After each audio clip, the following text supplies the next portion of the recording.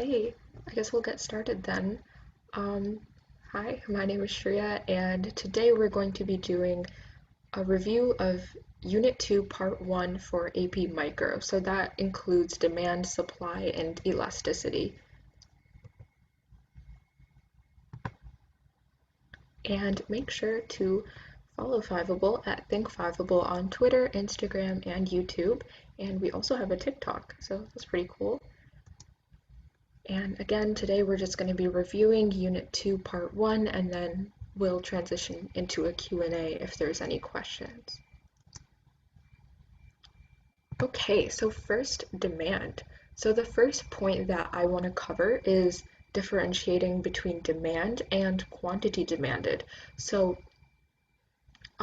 this is like the graph of demand, as you know.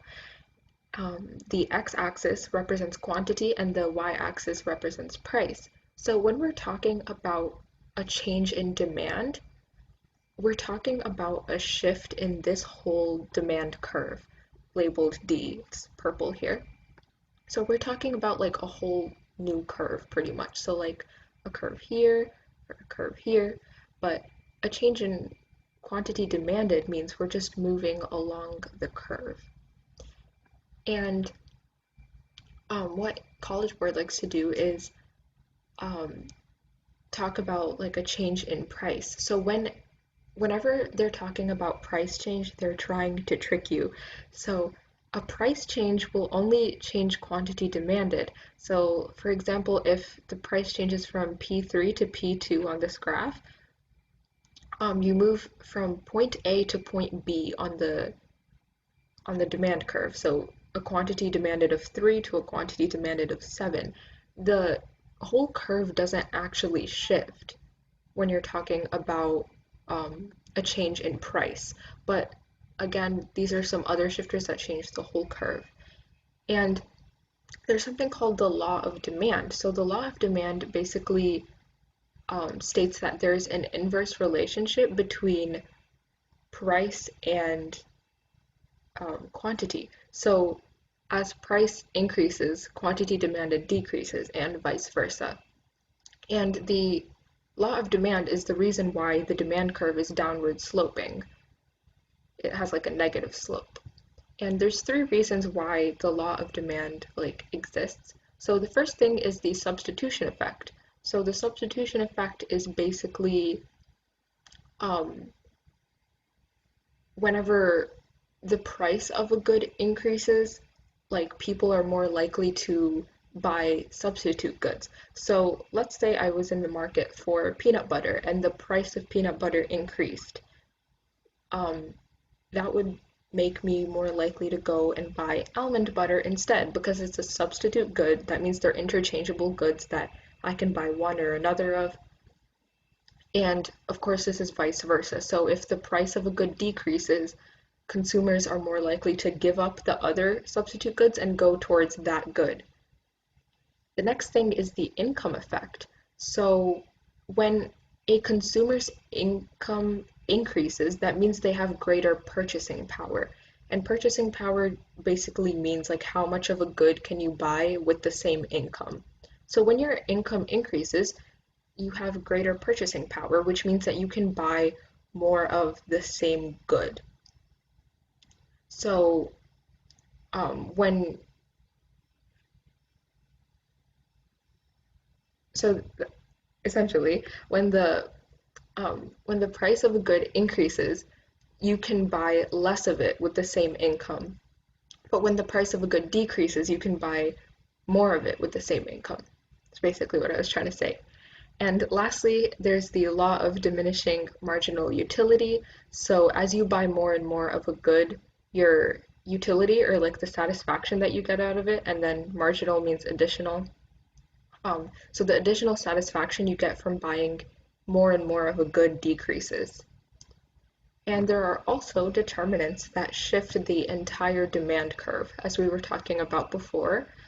And the demand curve can shift like this, and the first determinant is income. So income is split into like two different categories. So there's like normal goods and there's inferior goods. So normal goods includes like things like new items, luxury items, just things that you're more likely to buy when you have a greater income, like jewelry, like a new car, new clothes, stuff like that. But inferior goods includes things like used goods, like thrift store clothing or like ramen noodles, things that you would more likely buy when you have a lower income. So when the price of a good increases and it's a normal good, consumers are more likely to buy less of it. But if consumers' income, so like if a consumer's income increases and we're talking about a normal good, they're more likely to demand more of that normal good. But if their income decreases, they're more likely to demand less of that normal good.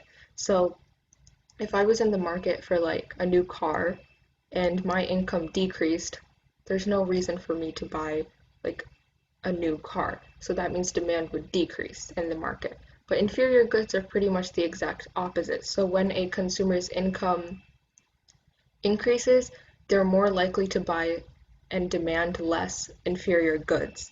And vice versa. So if a consumer's income decreases, they're more likely to buy more inferior goods. So if my income decreased, I'm more likely to turn towards like used clothing, cheaper items, things like that. And I think I forgot to define it, but demand is just the amount of a good, like just like the goods that consumers are willing and able to buy. So the next determinant of this demand curve is the number of consumers. So the size of the market affects the whole demand curve. So if there's a sudden influx of consumers into a town with its own little market, that means demand overall will like increase. But if a lot of people move out of a place, or like if a lot of consumers are not included in the market for a good anymore, that means demand will shift left and decrease. Next, there's the price of related goods. So first, there's things called complementary goods. So complementary goods are things that like go together. So like hot dog buns and sausages, or like peanut butter and jelly, while substitute goods are things that can replace each other, so like they're interchangeable.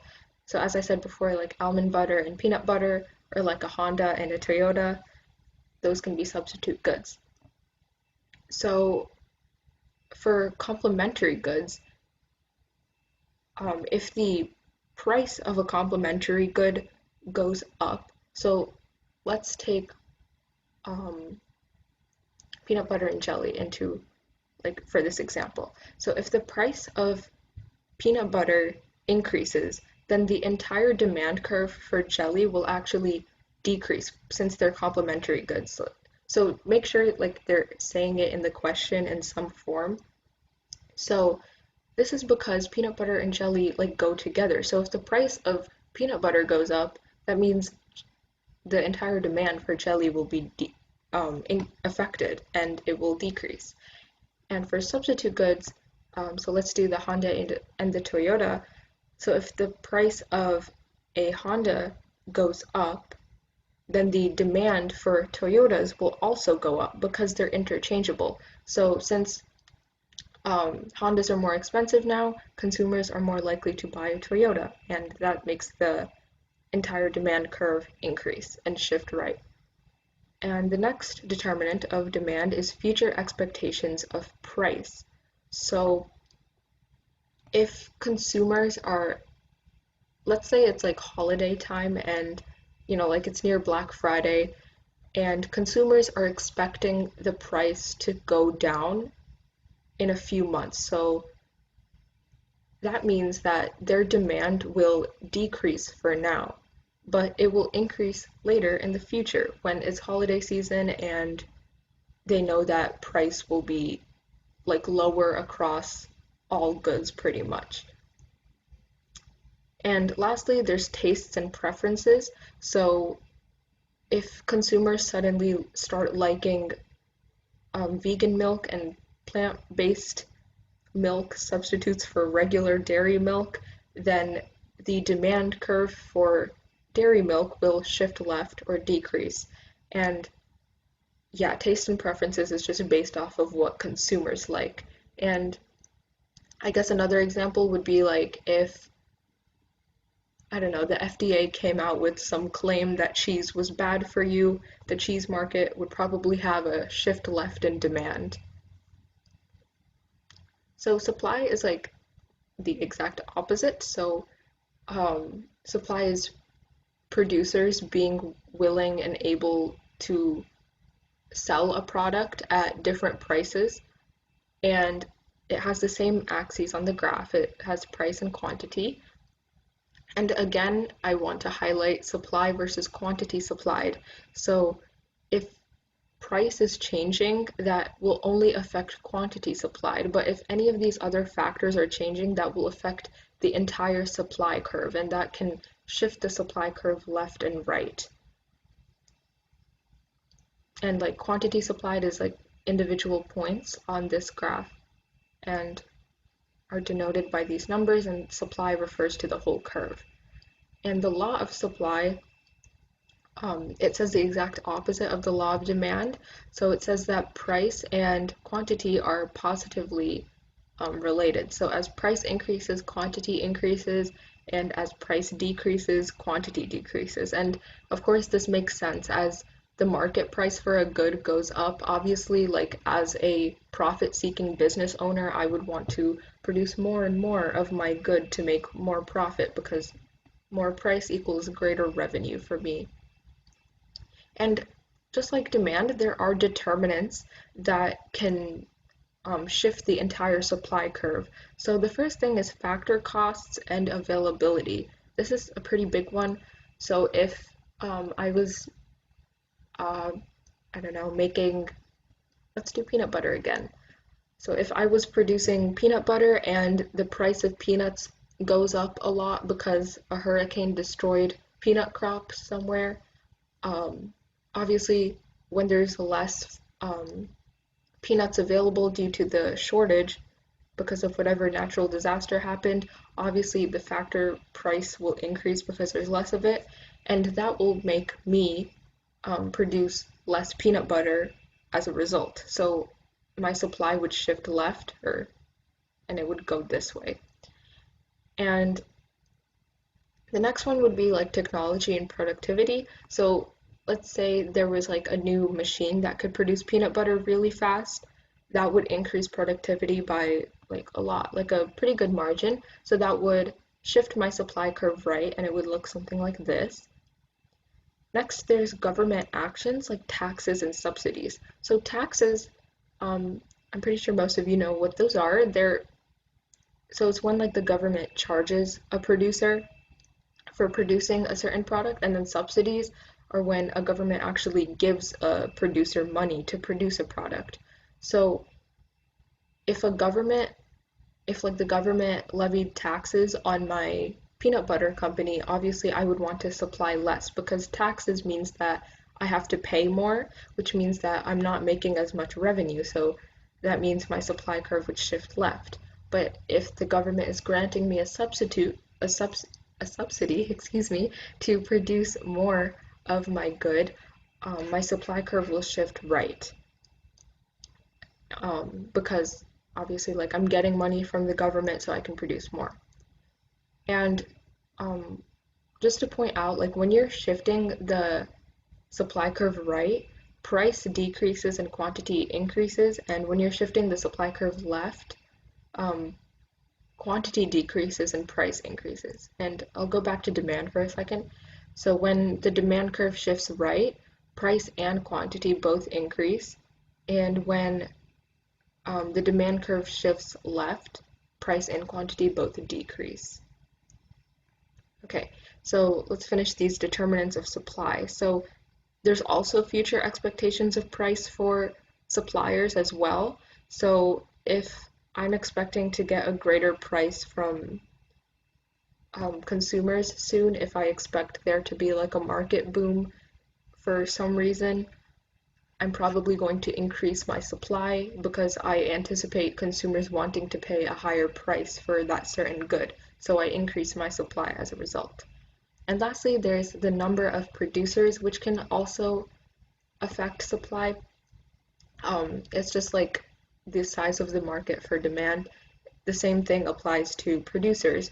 So if there's like a bunch of new peanut butter factories opening, the total supply will increase. So that means the supply curve will shift right. But if suddenly like the peanut butter business is going out of style or something, and a lot of people start closing down their peanut butter factories, that means that supply can shift left. Okay, and this is price elasticity of demand, and elasticity basically means that it's showing how sensitive quantity demanded is to a change in price. So I've included some like graphs on here to help you get an idea of what different elasticities of demand look like. So you can see this is elastic demand. The slope is like less steep, but unit elastic is pretty consistent throughout. Inelastic is pretty like steep, so it's like very downward sloping, and then perfectly elastic is perfectly horizontal, and then perfectly inelastic is perfectly vertical. So I will go over the next slide and then give examples on the previous slide. So there are like a few determinants of like what makes a good more elastic versus less elastic. So one of them is like luxuries, like wants versus needs. So goods and services that are more luxuries or like wants that aren't needed for survival are more likely to be elastic, rather than goods and services that are needed for survival, or like they're, they're really important. Demand for that will be inelastic. So that makes sense because if I really need a good, obviously, to me, if the price changes, I'm probably going to still buy that item versus a good that I don't really need. If the price increases, I could do better without it. Another one is substitutes, so the number of substitutes in the market. So if a good or a service has a lot of substitutes, that makes it more and more elastic. But if a good and a service does not have that many substitutes, that makes it more inelastic.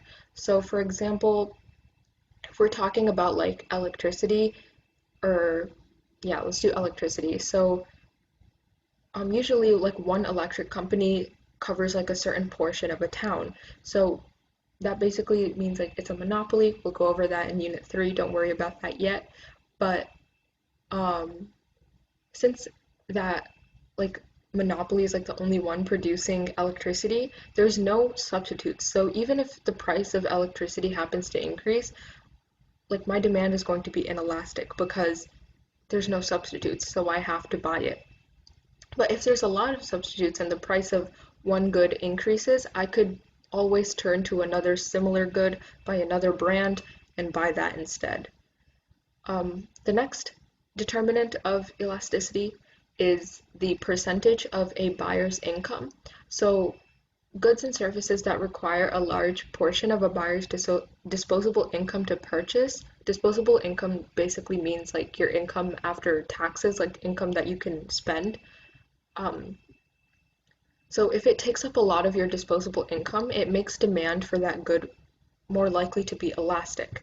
And goods and services that are cheaper, they don't need a lot of your income, it's more inelastic. So if the price of gum increased by like, 10 cents, it doesn't really matter. I could still buy it. But if it's like a car and it increases by like $1,000 or more, that's like a car in general is just a big part of your income. So any price change, you could probably wait for a better time. The next one is like the time frame of the purchase. So if you have a lot of time to think about the purchase and you don't need it immediately and the purchase can wait, that means the demand is more likely to be elastic. And if you need a good immediately and the purchase is time sensitive, that means that the demand for that good or service is more likely to be inelastic. So if I really need an umbrella and there's a really big storm outside, I need it immediately and the purchase can't wait, it doesn't really matter to me if there was a price increase in umbrellas, I'm still probably going to buy it. But again, if it's like a diamond ring or a car, it's not really time sensitive as much, and I could probably wait for a better time. That means the demand is more likely to be elastic. And here are some examples. So like gold, airline tickets, soft drinks, yachts, pizza, and real estate. And then for inelastic, gasoline, milk, diapers, chewing gum, medical care, toilet paper. And I'm going to go back to this one to talk about like how that relates to the graph. So one thing that I wanted to talk about was like the perfectly elastic and inelastic demand. So essentially what this perfectly elastic demand graph is saying is that price stays the same at all quantities. So it doesn't really matter how much of a quantity is like demanded, price is going to be the same. And perfectly inelastic demand means that it doesn't matter what the price is, quantity demanded will always be the same. And a really good example of perfectly inelastic demand is like insulin. Diabetic patients, they can't really go without insulin, so it doesn't really matter how much the price is. They're still very, very likely to demand the same quantity because they need it to survive. And you can kind of see how like that applies to like less extreme goods. So like elastic demand for a car, a small little price change can cause a bigger change in demand. We'll go over that with the total revenue test. And then for unit elastic, it would be a, a change in price has like a proportional change in quantity demanded. And for inelastic, a change in price would be a proportionately smaller change in quantity demanded. So like for diapers, like even a big price change doesn't change quantity demanded that much. And this is the formula to find the elasticity coefficient. So the formula is the percent of change in quantity demanded over the percent of change in price. So the rules to apply this to the kind of demand that the coefficient is corresponding to, if the coefficient is greater than 1, that signals that it's elastic demand. If the coefficient is less than 1, it's inelastic. And the coefficient is 1, it's unit elastic. So if the change in price is 10% and the change in quantity demanded is by 40%, that means the coefficient is 4, and that means that it's elastic demand. And that kind of makes sense. So again, we're talking about a 10% drop in price, but that corresponds with a 40% change in quantity demanded. So that signals that it's elastic demand. And inelastic just means that the coefficient is less than 1, so the percent change in quantity demanded is less than the percent change in price.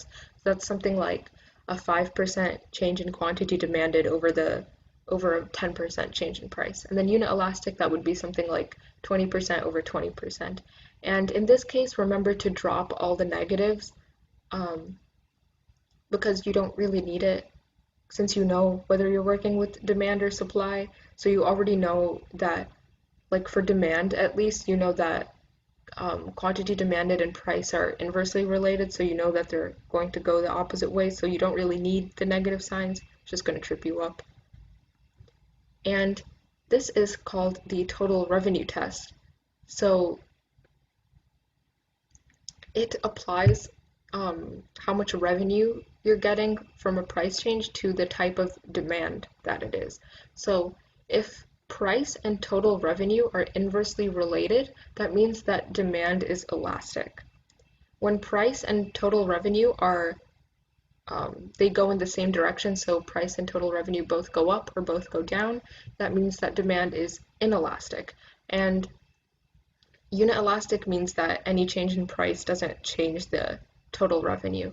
And the reason why this like kind of makes sense is that let's start with inelastic demand. So when demand for a product is inelastic, that means that increasing the price will increase total revenue. And remember, total revenue is quantity times price, so price times quantity.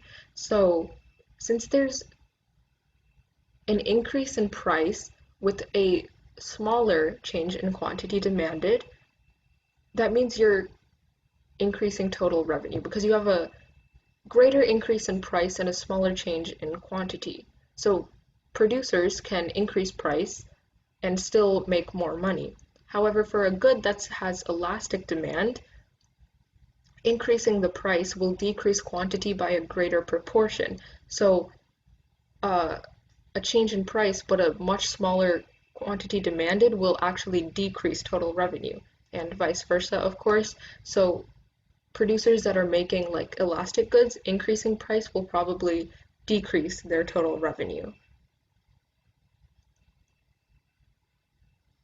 And there's also price elasticity of supply. It kind of is like the same concept as demand, except applied to supply. So this graph on the left shows inelastic supply. Again, it's more steep, and then elastic supply is it's like less steep, it's more horizontal. And unit elastic, obviously, it's like the same concept. And this is the formula for finding the coefficient of supply, like the elasticity of supply. And again, you drop all the negatives since you already know that an increase in quantity supply will increase, an increase in price will increase quantity supplied and vice versa. You don't really need negatives. Again, so it's percent change in quantity supplied over the percent change in price. So when the coefficient is greater than 1, that means it's elastic supply. When the coefficient is less than 1, it's inelastic, and the coefficient is 1, it's unit elastic. So going back to this graph, so when the percent change in quantity demanded is greater than the, like proportionately greater than the percent change in price, that's elastic supply, it's like more this way. And of course, when price can increase by a lot and not change quantity that much, that means it's inelastic supply. And there are some like determinants, I guess, of the elasticity of supply. They're not really anything formal, but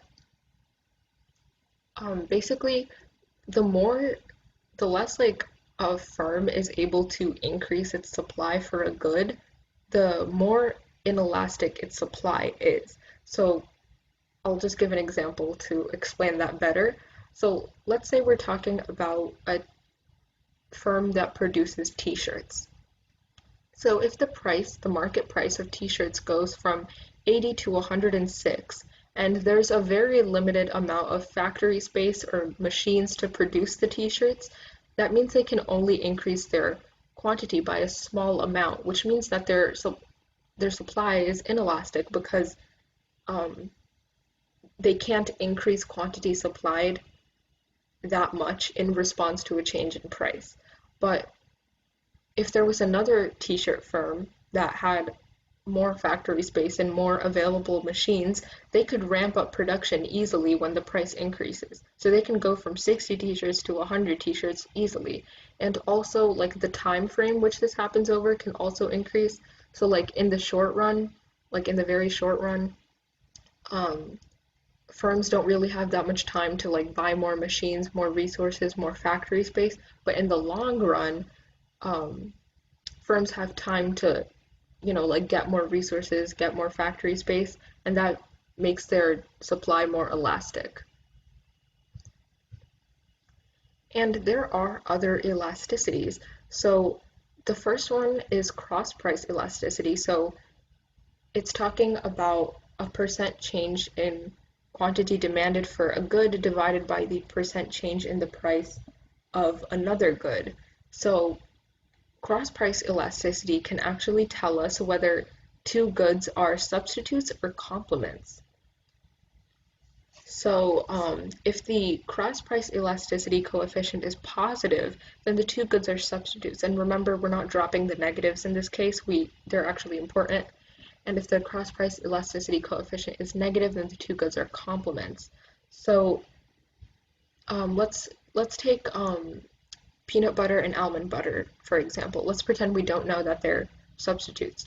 So we know that the price of peanut butter increases by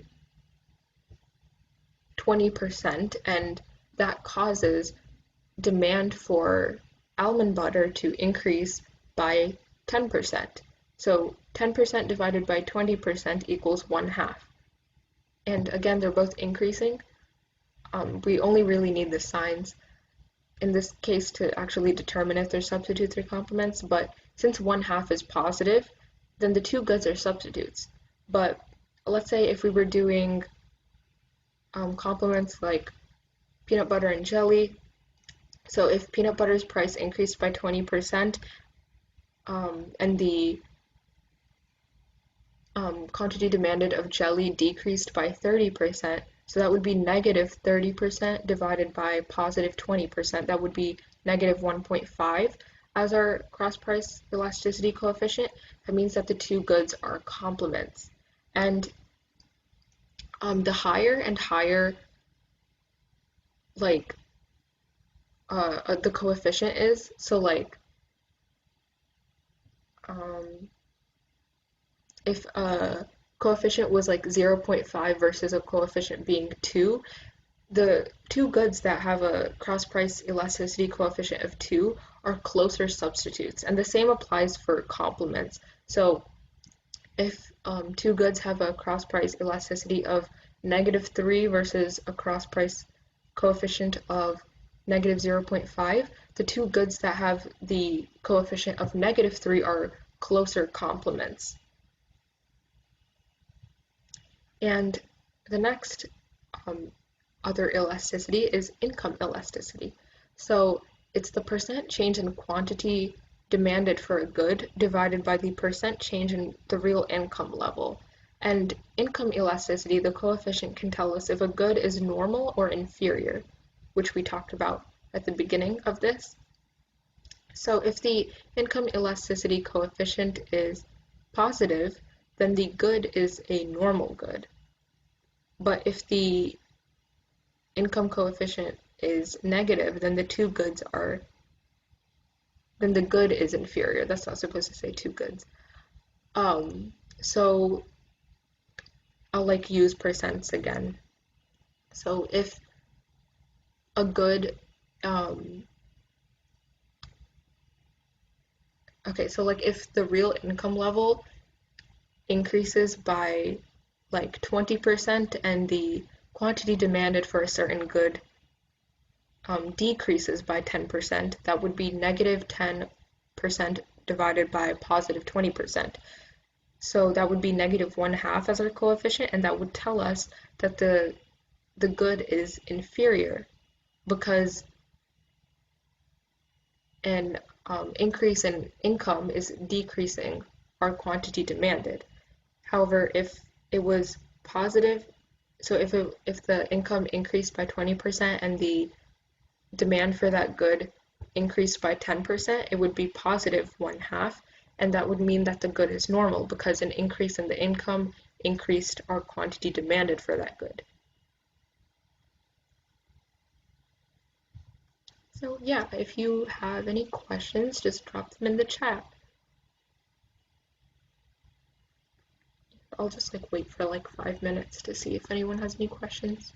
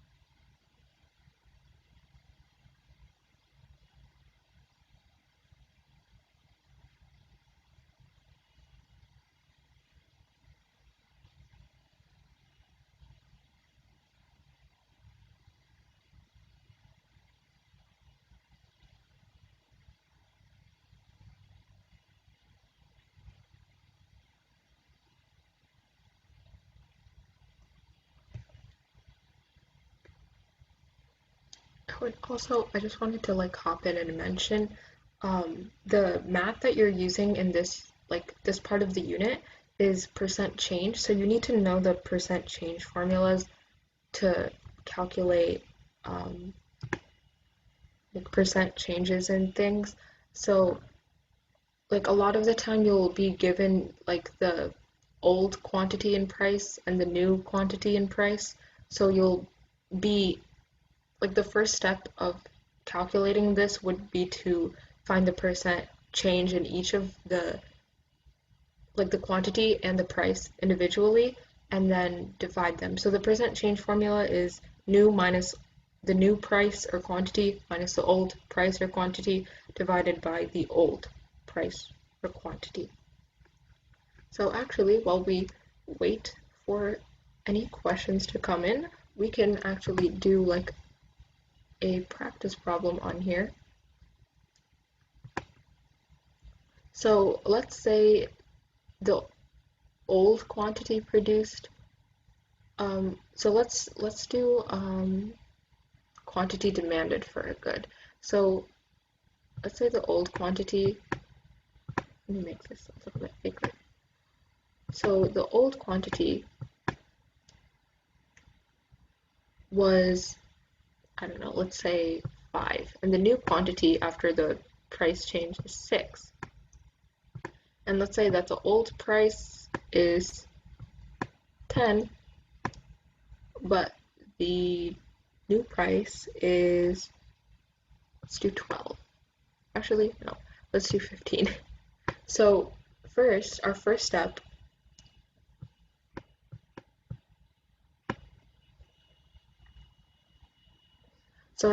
would be to find the individual percent changes for this.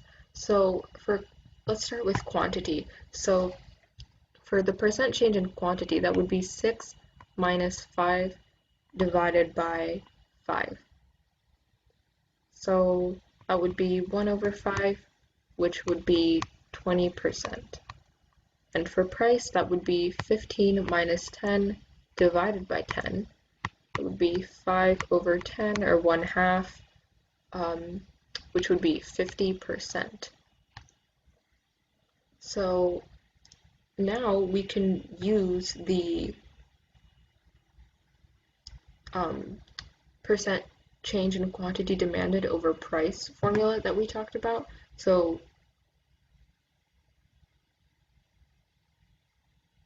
since we were talking about the price elasticity of demand, that would be the percent change in quantity demanded over the percent change in price. Oh, I forgot to put quantity demanded here. So the percent change in quantity demanded was 20%, and then over the percent change in price, which is 50%, that would give us a coefficient of 0.4.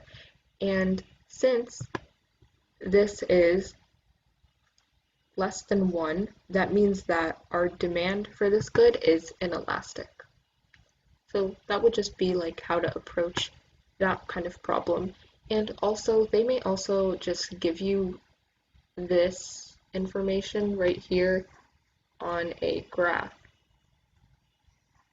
So they may just give you something like this, and the price goes from like here to here, and they may highlight the old and new price and quantity, and you just have to identify it from the graph, and they'll give you like markers and stuff. And another tip for AP Micro in general, when you're like doing FRQs and you actually have to draw graphs, it's important to use arrows and properly label. So I'll just walk you through like how to label a supply and demand graph. So remember to label your axes, price and quantity. That's usually one of the points that you can earn easily just by labeling those axes. And then you have your demand and supply. And I know we haven't talked about both supply and demand on the same graph yet, but just for this purpose, we will draw both of them. And if we're talking about like an increase in demand, you're going to draw a new curve. Of course, like when you're talking about an increase, it's shifting to the right, like rightwards and upwards kind of. And your new demand, make sure you label it as like D1, or if they ask for anything more specific in the question, label it as such, but usually it would just be from D to D1. So um, first, like you would mark your old price and quantity. And again, I know we haven't covered like equilibrium price and quantity, but it would look something like this. So you would mark that you have your equilibrium price and your equilibrium quantity here, P of E and Q of E, and now you have your new demand.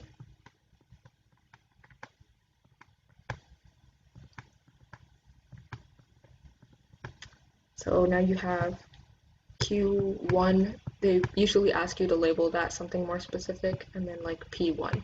And then it's also really helpful to have an arrow that shows the shift in the demand curve. That's always really helpful. So this is like a fully labeled, like properly labeled supply and demand graph. So yeah, and if there's any questions, I'll just wait for like 3 more minutes.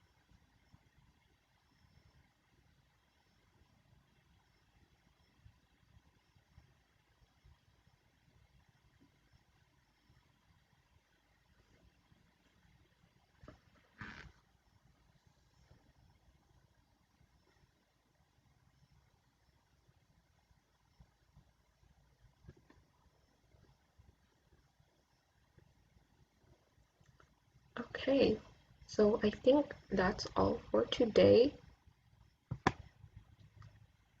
Yeah, so have a nice day or nice night whenever you're watching this.